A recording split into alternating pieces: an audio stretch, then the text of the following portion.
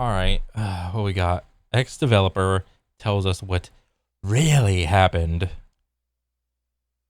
Sometimes we just can't have nice things. Today, though, we get to understand why, and we get to see that, well, guess what? Sometimes the people who are in charge of producing video games don't actually care about those video games in the sort of sense of video games as an art form, as an experience, Oh because boy. today we have got ex-Rockstar developers confirming the death of Story DLC at the altar of selling more shark cards, a Oh literal money Jesus. printing machine, which is actually something that I would call a Aren't the shark cards for GTA, isn't that like the in-game currency when you transfer like real money to like GTA money? Isn't it just shark cards? curse because it's not a free money printing machine. No, this is a machine. It consumes developers. It outputs engagement. Engagement, though, is not quality. It certainly Oof. gets you hooked on a screen, but does it give you those moments in gaming, those amazing, say, narratives? That mission, that level that you'll never forget? Mm-hmm. No, this sort of thing does not give you that. And that's why I would far rather earn our keep and not have some sort of bizarre free infinite money machine by suggesting that you check out bellular.games, because over there you get our videos early, you get them ad free, you get the research reports before I even. Engagement doesn't equal quality. That is a fantastic line. I think I'm going to keep that one. Engagement doesn't equal quality. What do I think about that?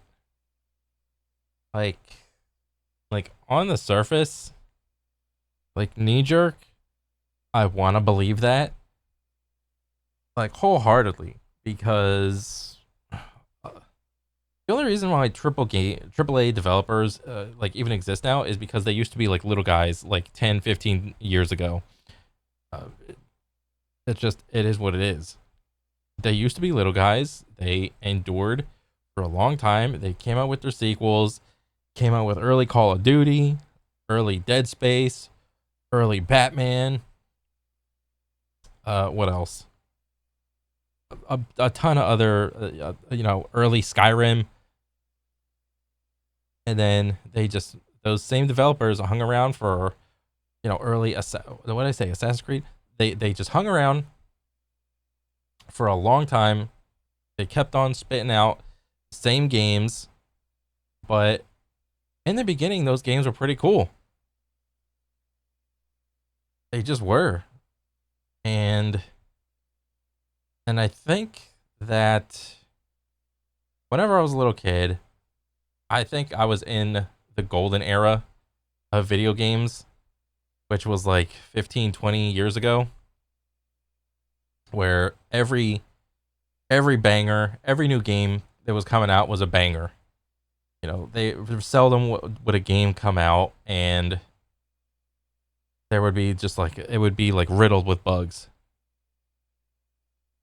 And so, because those developers hung around, they kept on proving themselves over and over again. What I think happened is, I don't know. I think the mass of people that like and want to play more video games, the hunger to want to play more games is just insatiable.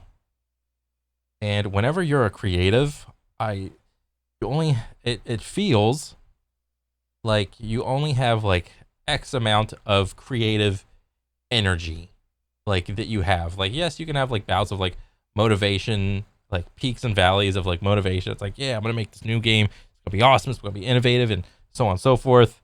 And then if you do that long enough, the creative energy just, I don't know, it feels like it just gets sucked out of you, and all of that innovation becomes formulaic and predictable, and then it's no longer innovative.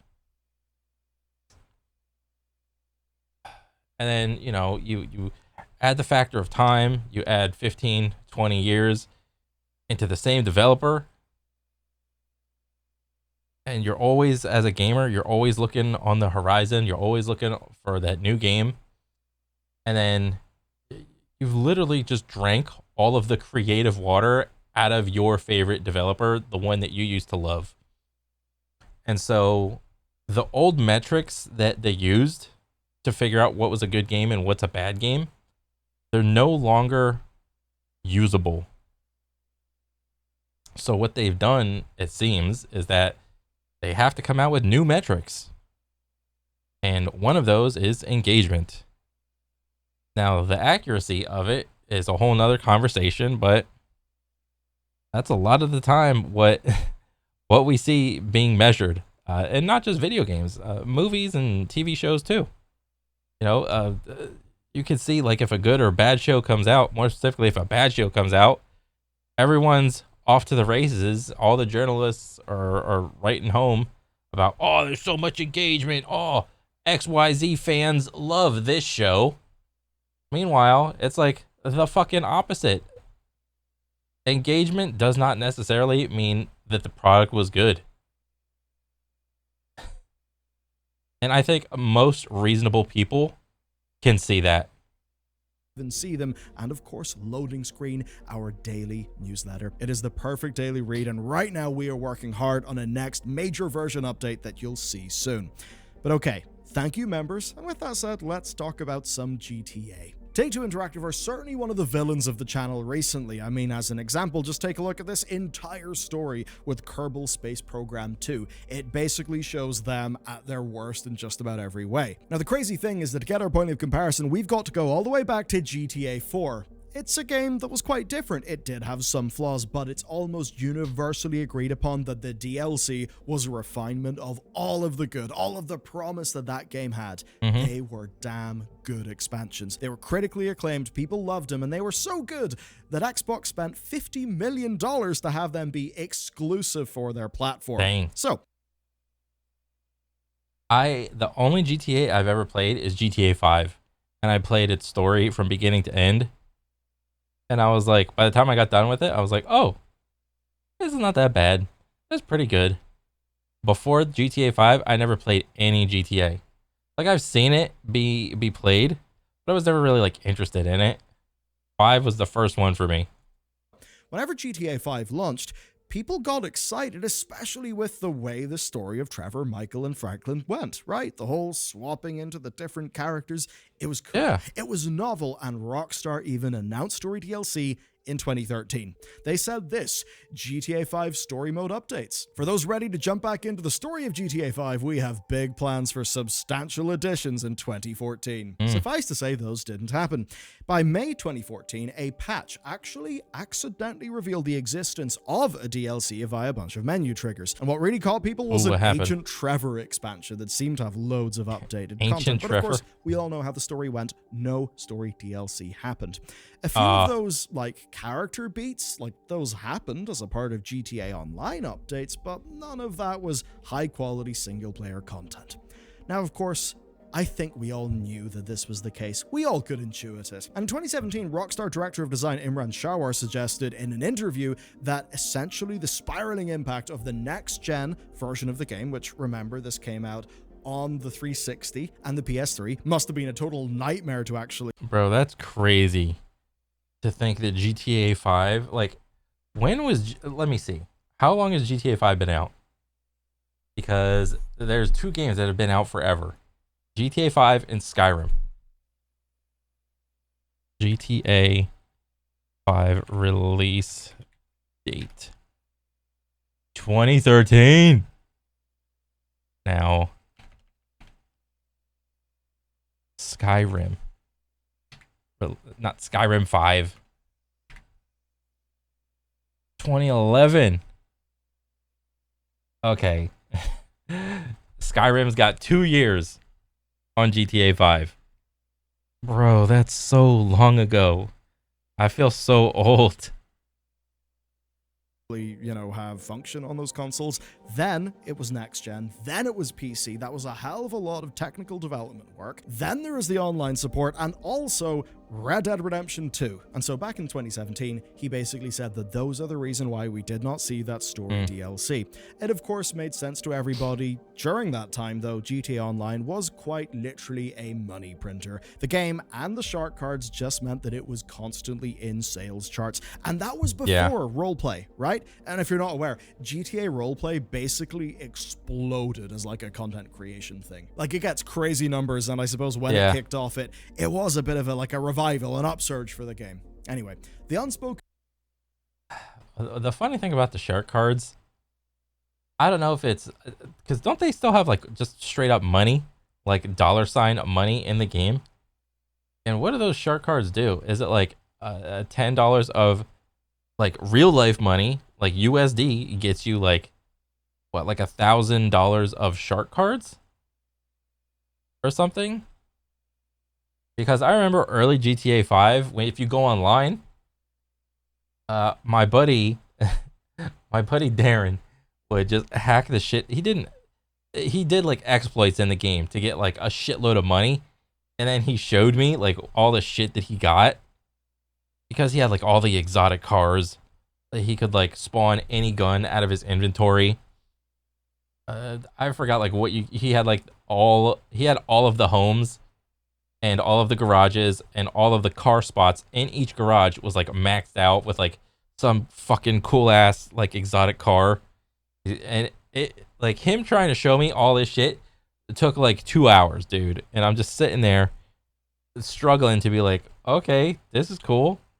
So you just hacked a lot of money and now you got everything in the game. Okay, nice. But then only to realize that shark cards are a thing like years later. I don't know. It's just funny.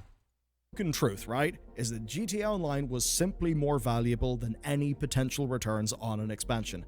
What's funny though is Red Dead 2 Online. Red Dead 2 Online, which is essentially something that they've just sunset and forgotten about. And that's because they weren't able to get GTA Online levels of player engagement and spend. So it's not even a world where we're talking about not getting Red Dead 2 DLC. It's actually a world where Red Dead 2 Online doesn't really get much effort because GTA Online is so damn big. Now, this was all assumptions and vibes. What's changed, though, is an interview with Rockstar senior camera artist and virtual cinematographer Joe Rubino with San Am Play on YouTube as a sort of a special 100th episode. And this is essentially what he said, edited down for clarity. His team was split to work in GTA DLC or Red Dead Redemption 2, and ultimately what happened is they got about half of a DLC done, then all work, right? Just all hands on deck was moved to GTA Online. Here's the quote from him. GTA Online was so much of a cash cow and people were loving it so much that it was hard to make an argument that a standalone DLC would outcompete that.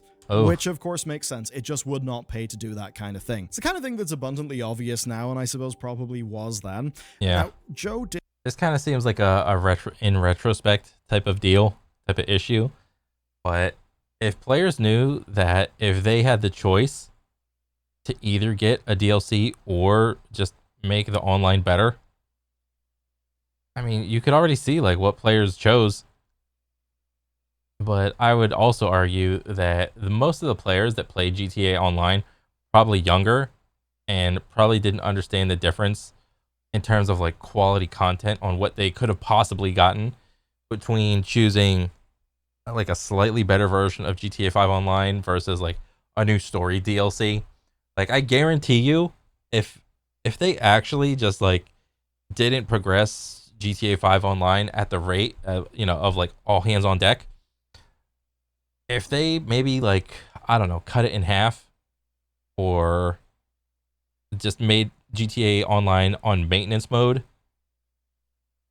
and then dedicated a little bit more resources toward doing the DLC, then they release that DLC, I would like to think that everybody that played GTA 5 would have been like, oh yeah, this is fucking awesome. That's what I would like to think. Like, do you think they would come out with the DLC and then everyone would be like, no, boo? Like, no shot, right? Did say that in hindsight, like, it was profitable enough that basically they could have done both at once. And ultimately, the DLC dying is basically something that left him feeling pretty sad. I think looking back now, I would say that you could probably do both, you know? actually was a lot of the reason for me being a little sore at that time, because I was like, yo, what the fuck, guys? This shit's awesome. Let's keep going. Let's finish this shit. And then we've shelved it. Ah. It's always hindsight. In hindsight, you realize what happened, what you did. He was pretty frustrated because, as he said, they basically got halfway through making a DLC and then the thing was shit canned in favor of just more GTA Online forever. Now, the dynamics of all of this between, I suppose, organizations within an organization are interesting to me. Take-Two will obviously want Rockstar to be working on the highest ROI things, because it's not just about making money, obviously, it is about making the most money. To do an example from Blizzard, why make StarCraft 3 when you could make something that inherently, because of its genre, could be way bigger? I guess the point is, once you reach a certain scale, you're literally not in the business of making certain types of games. And if Rockstar management were being grilled by Strauss Zelnick's management team at Take-Two, what would they say? How could they financially justify not putting all they... The bigger you get as a AAA developer, the less likely you are to take risks with like smaller projects and video games and stuff like that. And I don't know, I think that sucks, and it stifles innovation, because you're always going to take the safe route, the safe decision when it comes to making a video game. Oh, what are the most people going to like? This? Okay, let's just make that. They can into GTA. And to extrapolate that to the generic case, well, why would you make a whole bunch of paid, high-quality content for people when you could just hook them in on some sort of live service game that is very compelling, and just spend dev time making cosmetics for them to buy? And it's like all these gun cosmetics, they're not even like good looking, dude. Really is why we can't have nice things. And what... Ooh, the $100 Benjamin rifle. Oh my god. What I want to bring into this is a little game, a tiny game called Elden Ring, and an expansion, because we can all point to Erdtree and basically say, well, hey, look at that expansion. Yeah. And I know this is absolutely cherry picking. Yeah, it is. Grim side of this is we've cherry picked a ridiculously successful example just to show how overpowered this amazingly cherry picked example is compared to something like GTA Online. But the amount of, I don't know, I think player loyalty that people have towards Elden Ring is resounding. Like, there's only one person I know that gave Elden Ring a bad review, and he's in jail now. Literally 99.99999% of people like Elden Ring, think it's a good game. And when Elden Ring 2 comes out, or if the developer From Software comes out with yet another game, people are just going to love it. All right? They have a lot going for them right now. Let's do some numbers. Elden Ring had somewhere in the region of 25 million sales before Erdtree launched. Erdtree, 5 days after launch, had shifted 5 million copies. That's basically a 20% attach rate, which is absolutely insane for the industry. Like, that is Nintendo-like numbers, and again, that's only after 5 days. Now, the revenue for this, at $40 a pop with 5 million sales, is basically around $400 million. Thing is, though, well, you've got to take into account platform stuff. So you're losing 30% on Xbox and PlayStation. You'll be losing some to chargebacks, some to refunds, which I think will have been a bit more of a case here than they would have expected. But certainly you could say that after all is said and done, you're maybe looking at like a 200 million, a 250 million, which is a lot of money. And hey, this is all built atop a base game. Learning from all of that stuff, maybe reusing some assets. It took 2 years to produce, but certainly that's a lot of money in 5 days, and this is a DLC that will have a long tail. Thing is, though, as I said, this is one of the most cherry-picked examples. That's a lot of effort to come out with that DLC with a pretty good return. Or you could put in exponentially less effort, come out with like some whatever fucking battle pass for GTA, put in less effort and get exponentially more money. All right, what are people going to do? People are going to take the path of least resistance. You know, your moral fucking obligation to do the right thing as a game developer in terms of like content for your game for the sake of the art form are irrelevant when it comes to like uh things like coming out with like your what do you call it? I don't even know where I was going with that, but I don't know. It's like if you're like a game developer, you got a choice. Are you trying to like make money, or are you trying to like the two like opposite sides of the spectrum is like, ooh, video games is art, and then the other side is like just video games are just a vehicle to make a shitload of money. You know, obviously there's like a little bit of in the middle somewhere, and then with each piece of content or for each game, there's like a slider in between. You could like slide, you know, this piece of content is like a high effort and it got like some decent return. This fucking battle pass is like low effort, but it got exponential return. It's like it's hard to, I don't know. Examples you could possibly do for an expansion or DLC selling well. So let's just compare that to a bad quarter worth of revenue for GTA. The quarter specifically is Q1 2022. And I mean, it was a sad one. I remember Q1 2022. It broke my heart for Take-Two investors because it only made $200 million during that quarter. To probably get the mood from that, let's look at a tweet from back in 2022. Jesus. This one is from Derek of Tweaktown, and this is what he said. GTA franchise earnings are down to pre-pandemic levels. Yes, it is so over.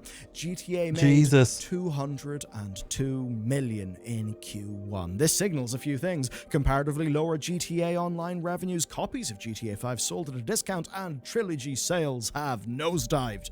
So yeah, a bad quarter.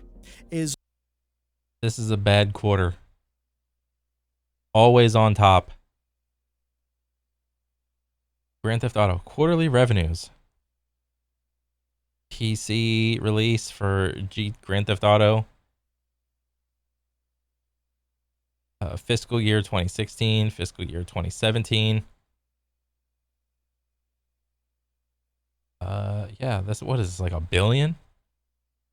Two. Let's just say 1, 2, 3, 4, 5. This is about a billion, about another billion, like way more than a billion.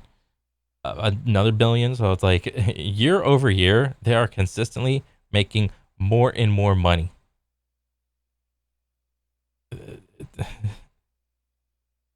A billion a year, like not so much like over here, but just yeah, they're swinging for the fences every damn time. Like GTA could go on Shark Tank. $200 million, and I think we can all say that's a hell of a lot less input than Shadow of the Erdtree took. Like, if you're not aware, Erdtree was a single expansion that took an entire team 2 years to produce. It ended well, but guess what? That was money in 2 years' time. How about you maybe guarantee money now? Yeah. Cosmetics, subscription benefits, many purchasing opportunities. Do all of those. So if you're in the C-suite and you've got shareholders breathing down your neck, basically saying, your quarterlies, we want... I mean, yeah, you could say that, but... I mean, what I was going to say was essentially, well, where's all the physical merchandise?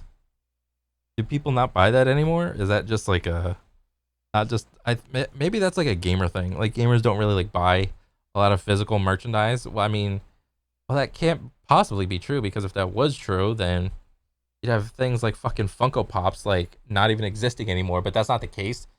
If you're into like gaming merch at all, then I mean, I don't know. If like you want to support a game more so than what the game offers, just go buy like a fucking like a mug with the damn what do you call it, the fire giant, the fire golem on there or some shit. Like, does it always have to be like digital shit? Or like go buy a shirt. or something.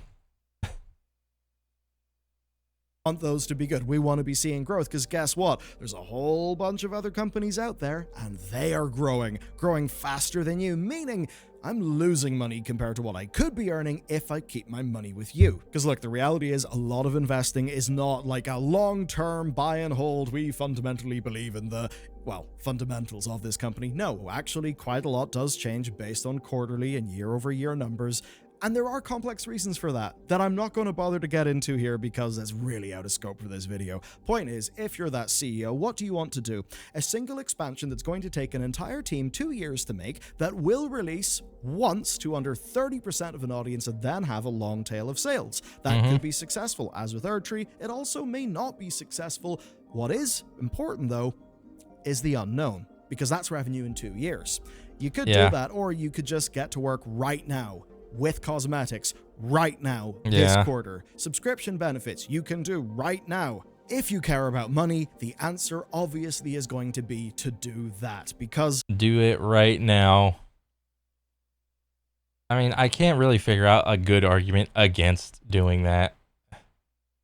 From their perspective, it's short-term results that they can predict, that they can kind of build a model off. The thing is though, and I would certainly argue, that's trading off the fumes of your success. And in the case of GTA, it has undeniably been a just stupendous money printer for them.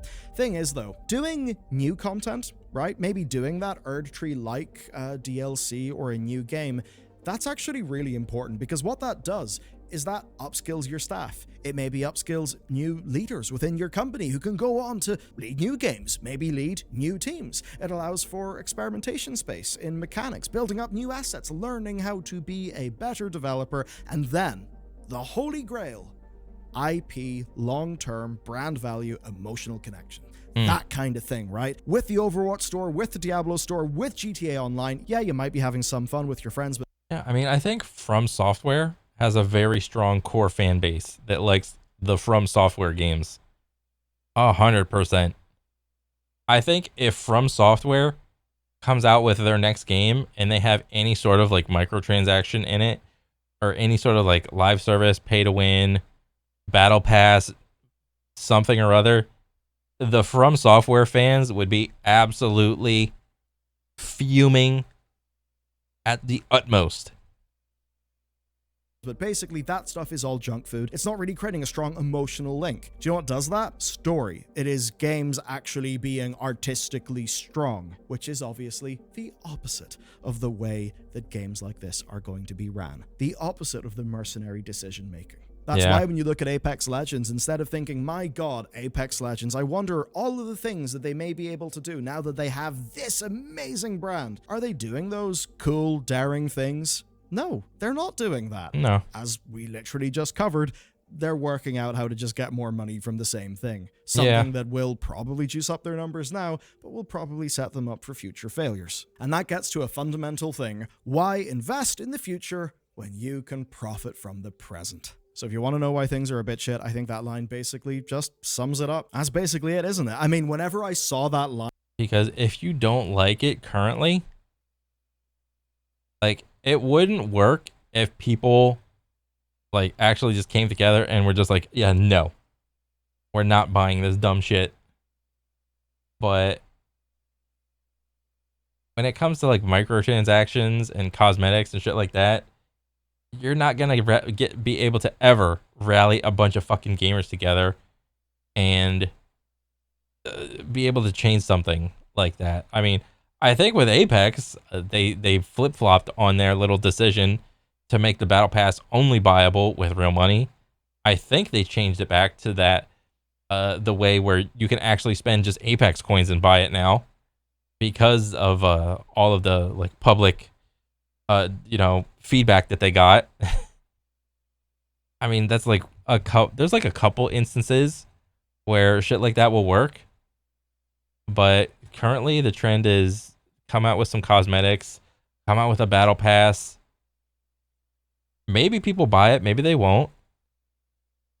Come out with some extra currencies, have people disconnected from the value of their dollar with like the 5, 6, 7 different currencies you have in your game. And then, I mean, what else can I say?